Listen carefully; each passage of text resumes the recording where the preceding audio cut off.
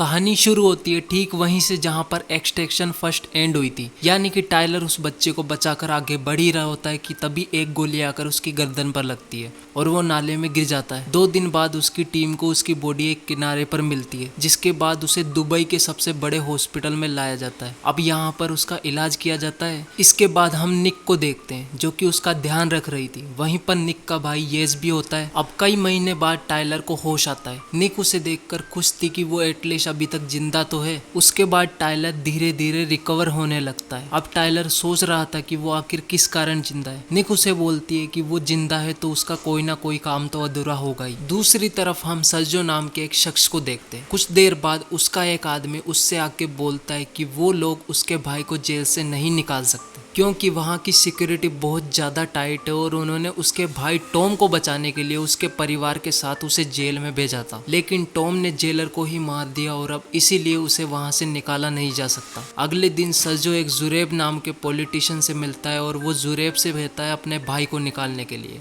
जवाब देते हुए जुरेब कहता है कि वो पूरी कोशिश कर रहा है उसके भाई को निकालने की और उसे ये काम बहुत मुश्किल भी लग रहा होता है, जिस पर सर्जो उसे तुरंत ही मार देता है और अब उसके आदमियों को भी उसके आदमी खत्म कर देते हैं। उधर टाइलर निक और येस के साथ ठीक होकर निकलता है। अब निक और येस टाइलर को उसके घर आइसलैंड लेकर जाते हैं और उसे रिटायर होने के लिए बोलते हैं। इसके बाद वो अपने घर आता है और धीरे धीरे रिकवर होने लगता है और फिर एक दिन वो अपनी वाइफ ओल्गा के लेटेस्ट पढ़ के बहुत दुखी हो जाता है और साथ ही उसे अपने बेटे की आखिरी पेंटिंग भी नजर आती है, जिसके बाद वो अपनी वाइफ और बेटे के वीडियोस वगैरह देखता है और ऐसे ही कई महीने बीत जाते हैं। दूसरी तरफ हम टॉम को देखते हैं जो कि जेल में अपने बेटे सेंट्रो और नीना को देख रहा था और वहाँ उसकी वाइफ किसी भी तरीके से इस जेल से बाहर निकलना चाहती थी और तभी टॉम बोलता है कि वो सभी खतरों के चलते यहाँ पर है और निकलने से मना कर देता है, जिस पर उसकी वाइफ जिया बोलती है कि वो और उसके बच्चे पिछले 8 साल से इस जेल में बंद है, जिस पर टॉम उसे पीटता है और वहां से चला जाता है। सेंट्रो ये सब कुछ सुन रहा था। वो उसके मोम के पास आता है और बोलता है कि उसे भी अपने पिता और चाचा की तरह ड्रग माफिया बनना है। दूसरी तरफ टाइलर अब अपने घर पर आता है। वो वहाँ पर पहले से ही एलकेटे नाम के व्यक्ति को देखता है जो बोलता है कि टाइलर ने मुंबई समेत कई मिशन को पूरा किया है। एलकेटे को टाइलर अब थोड़ा कमजोर लग रहा था, बट उसके पास ही रखे कप को वो अपने निशाने से फोड़कर एलकेटे की ये गलतफहमी को दूर कर देता है। तब एलकेटे उसे बोलता है कि उसके लिए उसकी एक्स वाइफ ओल्गा की तरफ से एक मिशन है और फिर एलकेटे उसे बताता है कि ओल्गा की बहन जिया 8 साल से अपने दोनों बच्चों के साथ एक जेल में बंद है और अब टाइलर को ही उन्हें छुड़ाना है। और साथ ही बताता है कि जिया का हस्बैंड टॉम और उसका भाई सर्जो वहाँ के माहौल में बड़े हुए हैं, जिस कारण वो ड्रग माफिया बन गए हैं। टॉम की फैमिली को सुरक्षित रखने के लिए उसे जॉर्जिया की एक जेल में डाला गया था जो कि अब बिल्कुल भी सेफ नहीं है। ड्रग माफिया की पूरी टीम को नागाजी कहा जाता है, जिसमें टॉम और सर्जो भी शामिल है, तो उन्हें निकालते समय टाइलर को उन नागाजी आर्मी से बच के रहना पड़ेगा। साथ ही जेल में 2 गैंग भी है।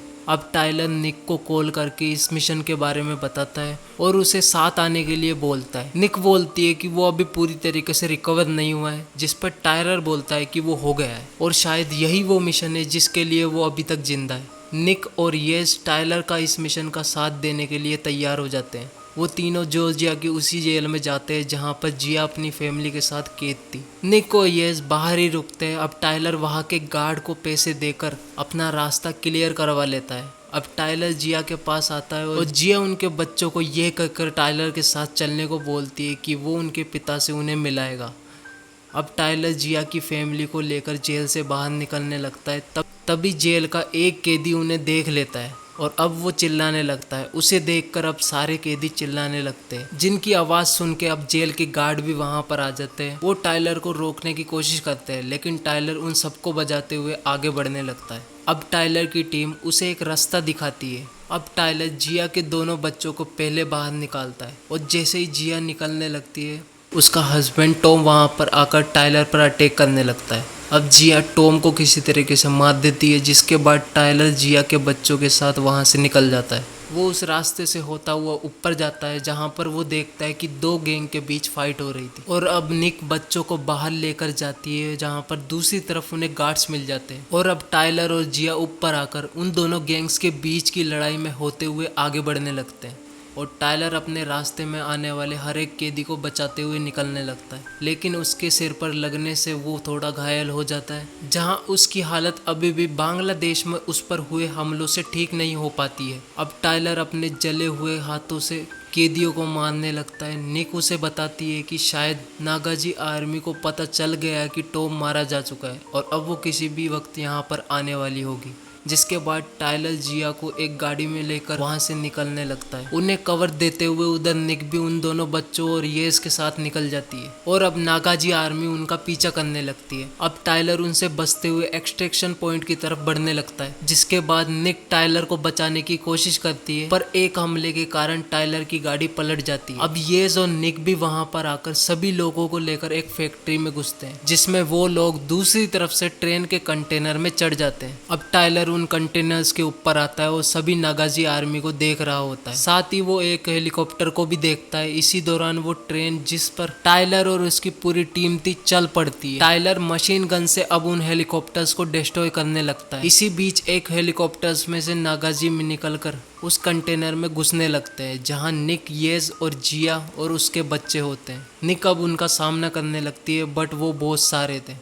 अब टाइलर भी कंटेनर के अंदर आ जाता है और उन सबको बचा लेता है। टाइलर देखता है कि आगे तो ट्रेन का रास्ता ही नहीं है और ट्रेन के ब्रेक भी फेल हो चुके हैं। वो सभी एक दूसरे को पकड़ लेते हैं और आगे जाके ट्रेन पलट जाती है, लेकिन अब टाइलर की बाकी की टीम भी आ जाती है जो उन्हें बचा लेती है। जिया का बेटा सेंट्रो जिया से उसके पिता के बारे में पूछता है। जिया के चेहरे से उसे पता चल जाता है कि उसके पिता अब मारे जा चुके हैं, जिस पर वो टाइलर पर भड़कने लगता है। टाइलर उसे बताता है कि अगर जिया ने टॉम को नहीं मारा होता तो वो उसे मार देता। जवाब में सेंट्रो बोलता है कि बाहर उन्हें खतरा था, इसलिए उसके पिता टॉम ने उन्हें जेल में बंद करके रखा हुआ था। जिस पर टाइलर उसे बताता है कि उसका पिता एक अच्छा आदमी नहीं था, क्योंकि वो उन्हें जेल में रख रहा था ताकि वो उन पर अच्छी तरीके से कंट्रोल कर सके। इसके बाद जिया सेंट्रो को ले जाती है और टाइलर एक बोट की मदद से अपनी बची हुई टीम के साथ वहां से निकलने लगता है। अब हम सजो को देखते हैं, जो कि अपने भाई टॉम की मौत पर काफी ज्यादा दुखी था। टॉम की डेड बॉडी देखते ही उसे अपना बचपन याद आ जाता है, जहाँ पर उनके फादर उन्हें बहुत ही बुरी तरीके से टॉर्चर किया करते थे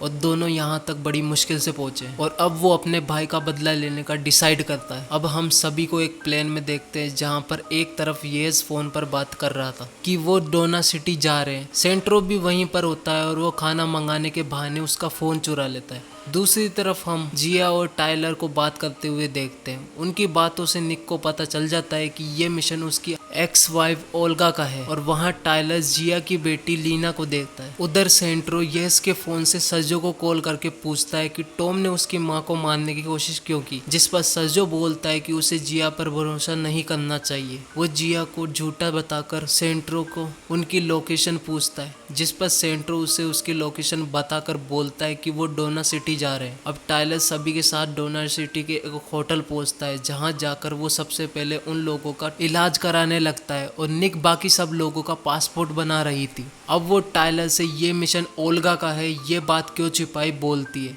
जिस पर टाइलर उससे माफ़ी मांगता है। इसके बाद हम सेंट्रो और टाइलर को देखते हैं। सेंट्रो टाइलर से बोलता है कि जिया ने उन्हें उसके पिता को मारने के लिए पैसे दिए, जिस पर टाइलर बोलता है कि नहीं, उसने उन्हें बचाने के लिए पैसे दिए। दरअसल टॉम उसकी फैमिली को कंट्रोल करना चाहता था, ऐसा वो सेंट्रो को बताता है और अब जाके कहीं सेंट्रो को थोड़ा सा पछतावा होता है और वो टाइलर से बोलता है कि उसने उनकी लोकेशन सजो को दे दी है।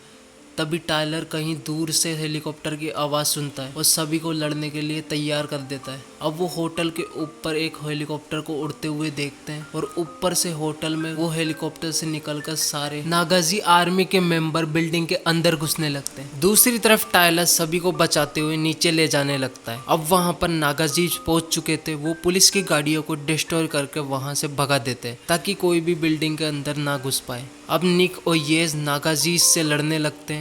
इसी बीच सेंट्रो भागकर ऊपर सजो के पास चला जाता है। अब निक और येस भी उसे बचाने के लिए ऊपर चले जाते हैं, जिसके बाद निक एक गार्ड से लड़ने के दौरान ऊपर बिल्डिंग के टॉप पर बेहोश हो जाती है। टाइलर उसे देखकर उसे बचाने के लिए आता है और जैसे ही वो गिरने वाली होती है बिल्डिंग के टॉप से, टाइलर उसे लटक कर पकड़ लेता है। वहाँ सजो भी आ जाता है और वो टाइलर के जिस हाथ से लटक रहा था उसी हाथ पर गोली चला देता है। निक भी अब जाग जाती है और वो सजो के नीचे जिस पर वो खड़ा था वहाँ गोली चलाकर उसे भी लटका देती है।